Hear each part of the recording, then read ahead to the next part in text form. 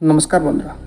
প্রাচীন ভারতের কেন্দ্রস্থলে কুরুক্ষেত্র যুদ্ধের সময় একজন যোদ্ধা ছিলেন।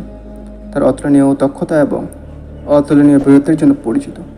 তার নাম ছিল প্রগজ্যোতিষের রাজা ভগদত্ত। তার প্রদত্ত যুদ্ধের দক্ষতার জন্য বিখ্যাত। তিনি ছিলেন পরাক্রমশালী নরকাসুরের পুত্র, যা তাকে যুদ্ধক্ষেত্রে একটি শক্তিশালী ব্যক্তিত্বে পরিণত করেছিল। তিনি তার মহিমান্বিত হাতি সুপ্রতিকা রাজার মতো হিংস্র পশুর উপর যুদ্ধে চড়েছিলেন।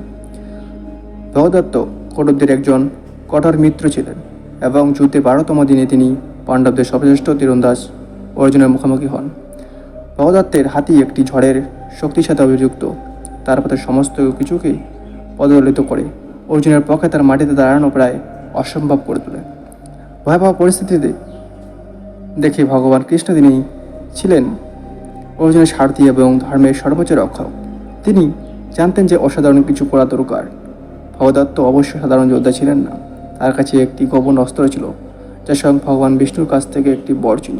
বৈষ্ণবস্ত্রের শক্তিতে 12টি মারাত্মক তীর একটি ঐশ্বরিক অস্ত্র, যা কখনো তার উদ্দেশ্যে ব্যর্থ হতে পারে না। ভগদত্ত বিষ্ণুর অবতার হিসেবে কৃষ্ণের আসল পরিচয় সম্পর্কে সচেতন। 12টি তীর সরাসরি তার দিকে ছুড়েছিলেন। কৃষ্ণ যে ধার্মিকতার ঐশ্বরিক রক্ষক ছিলেন, তা জেনেও কেন তিনি এমন কাজ করবেন।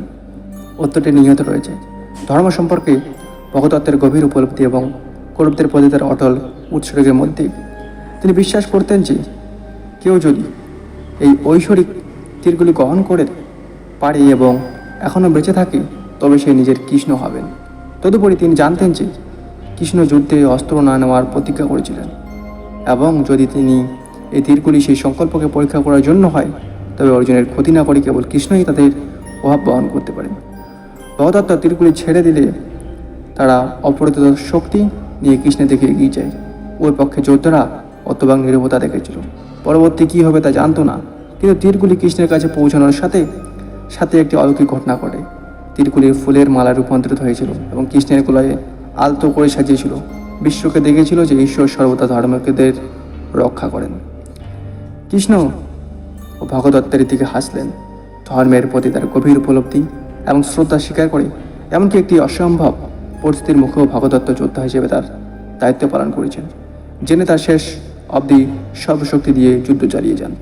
এই গল্পটি একটি শক্তিশালী অনুশীলক যে সত্যিকারের যোদ্ধারা কেবল তারাই নয় যারা পারস্পরিক শক্তির সাথে যুদ্ধে জয়লাভ করে, তবে যারা ধর্মের সক্ষতা বোঝে এবং পদস্পর্শ থাকা সত্ত্বেও সম্মান ও এর সাথে কাজ করে।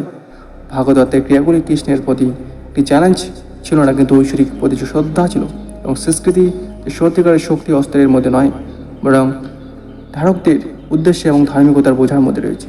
সো বন্ধুরা, এই রহস্য ভিডিওতে সাবস্ক্রাইব করে বসে থাকুন। জয় হিন্দ, বন্দে মাতরম। রাজমাতা কি জয়।